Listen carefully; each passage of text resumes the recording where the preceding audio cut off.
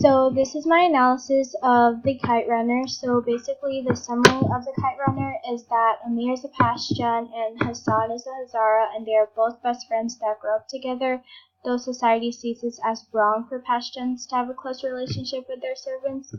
And also from the treatment Baba gives Hassan, this is what grows Amir's jealousy. And eventually Amir's guilt from the incident of Hassan getting raped drives him to get rid of Hassan and results in the ending of their friendship. After Ali and Hassan decide to leave, Baba is devastated, and later after Amir and Baba flee to America, Amir's regret continues to haunt him, making Amir travel back to Afghanistan and do one last thing for Hassan, which is save his son. And he does cross paths again with Asif, getting the punishment he long craved for. And when bringing Sohrab back to America, he is adopted by Amir and his wife Soraya. And after a year of living in silence, Sohrab's silence is broken and Amir can finally kite fly freely again. So the first device I have is irony, and two examples are found on page 92 and 18. So irony is used throughout the Kite Runner to reveal Amir's selfishness and how similar Baba and Amir actually are with each other. And along with that, since the reader has as much knowledge as Amir, they are as shocked as him when his father has committed the same sin, which was theft. And Hassini includes irony in order to portray that guilt leads someone towards the better. Baba did this through building orphanages and treating Hassan as a son as much as he could, and for Amir it was saving Hassan's son and facing a theft. Eventually, the irony gives a better understanding to connect the reason behind Baba's actions and Amir's character development. So with symbolism, this one is found on page 264. This one is the pomegranate tree, and it's used to resemble the friendship between Amir and Hassan, which is why their names are carved into the tree. And like his friendship with Hassan, he'd never be able to fix it with him personally and get their friendship strength back because Hassan was gone now, which was why the pomegranate looked to why it never would grow pomegranates back, because their friendship could never come back. And because of this, Amir finds redemption through Sohrab to do at least one last thing for Hassan, since Amir had betrayed him. The next device I'm using is on page 16.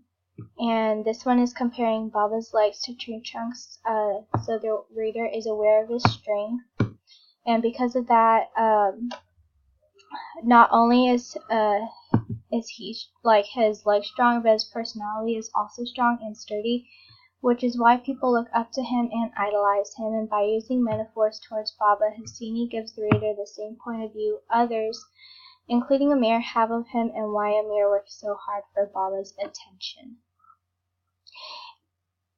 And the next one is going to be personification, and this is found on page 129. So moving to America served as an opportunity for Amir to leave his acts of betrayal behind. Personification depicts how Amir finds another way to free himself of what he has done to his best friend. When Amir moves to America, he is assured that he will leave his guilt of not stopping Hassan being raped. And so as he lives his life in America, attempting to forget Hassan, Amir finds that this is a problem in his marriage because he is keeping a secret from her. And so Hassini includes this personification to represent Amir's ignorant character, and by not approaching his problem, he is restricted from being free of regret.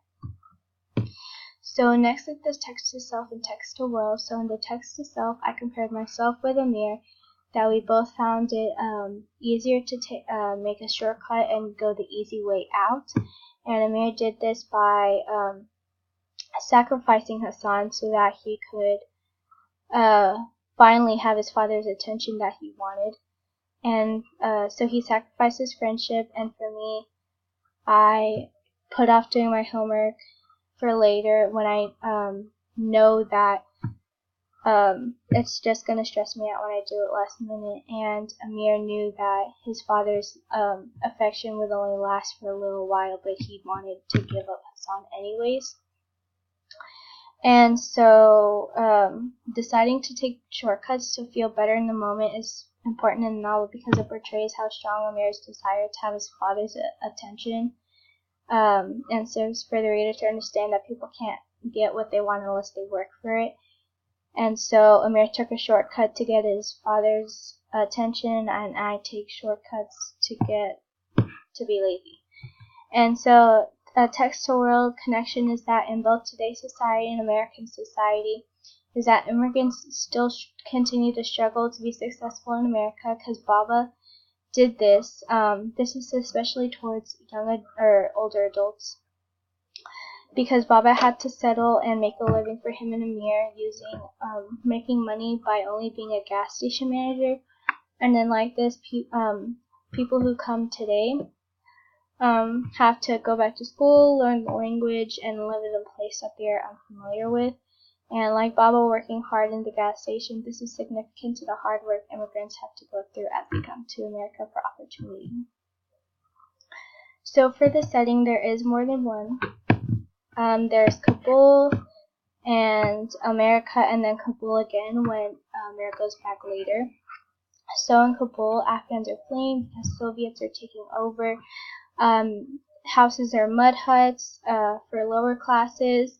Russians are roaming the streets. There are some beggars, not as many. And then in America, we have the Cold War and the Reagan Revolution. And then in Kabul, when Amir goes back, there are tons of homeless people, beggars in the streets, houses are broken down, and the Taliban is roaming everywhere.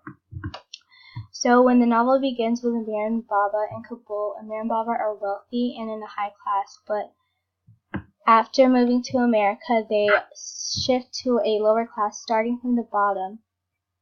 And because of this, Afghanistan stood as a source of Amir's guilt, which is why Amir felt relieved for leaving to America, because he could get a fresh start. And then living in America did better the relationship between Amir and Baba. And going back to Kabul later depicts the character development in Amir from being selfish to selfless, because he goes back in order to do one last thing for Hassan, and while he is there, he sees that it was left worse than he comes back to it worse than it was left, and like Kabul, Amir and Hassan's friendship can never be the same as before. So some favorite quotations I have are, there are 3 of them. So the first one, the meaning behind it really shows the loss of innocence for children at this time who witnessed the Taliban and lost their families. An example of this is Sohrab, because he lost both of his parents, was sent to an orphanage, and then later he attempts to commit suicide. And then the second quote, this is when Rahim Khan is defending Amir, and Baba is trying to create Amir into something he isn't, which explains one of the reasons for being hard on Amir, and Baba is reminded of his guilt in cheating on his wife because Amir is such alike with his mother. And then Hassini, in the last quote, teaches the reader that everything comes at a price, and then he's highlighting that people build themselves up just to fall down. And this was in Amir's mother, because Amir was his mother's happiness, and her life was taken away. That's what was taken from her. So some unique discoveries that I found here are that when Hassini moved to America, it was in California, and Amir and Baba did the same, lived in California. And Hassini describes the struggle his parents went through moving to America, and this was also described in the book through Baba. And in Islam, Hassan means handsome, but this was the complete opposite in the novel because of his social class and the way he looked.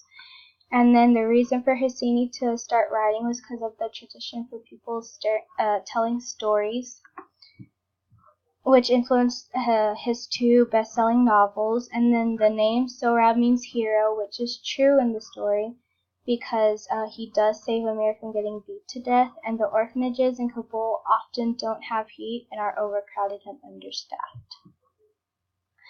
So my final analysis is that I'd give this book an 8, and it is one of the best pieces that I've read in high school.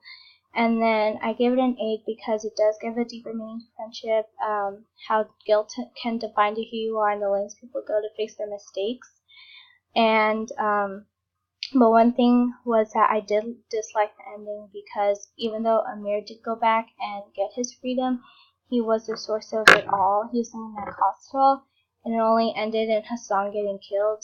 And one of the most shocking moments, on the other hand, were my favorite because they were unexpected, like Baba being a sinner or Sohrab being in the hands of a Seth, and basically overall the Kite Runner is devastating. But each incident that happened in Amir's life and having knowledge of his thoughts and feelings keeps the reader hooked into what his next action might be. So onto the lit crits. So the first lit crit I'm doing is from the Marxist perspective, and so these quotes would be useful as examples in my body paragraphs because I could use these when explaining how society influences the relationship between social classes because they represent the dominance Amir seeks in Hassan. They both did this because in one of them, Amir is taking advantage of Hassan for his class, and then Amir is the kite in a way, is Hassan, and Amir has control over Hassan. So overall, these are important to my Q3 because they depict the evidence of how different social classes influence relationships. And for the second lit crit, I'm going to use How to Fly a Kite for Dummies. And I have 2 ideas here, and these could help me with big ideas, creating them or using them as a big idea, because they do talk about the themes of loyalty and betrayal. And so I could use these also to create examples. And by having this understanding for each of the ideas, it will help me organize how to write my essay. Because for the second one, it's like steps to building a kite, and for the first one, it's how Amir and Baba sacrifice themselves for loyalty. And for the last lit crit, I have guilt as a driving force of humanity. And for these ones, these ideas will help me create a strong explanation for my essay. For the first one is because of symbolism. I could use this as a device because I could discuss how guilt is so strong that it is even on his mind when he's asleep. And then the second quote would be because saying that guilt drives someone towards the better, and the feeling of having guilt encouraged Amir and Baba to act towards redemption. And so I can use it to explain that without guilt, Sohrab would have never been saved, and Baba would never be content before his death.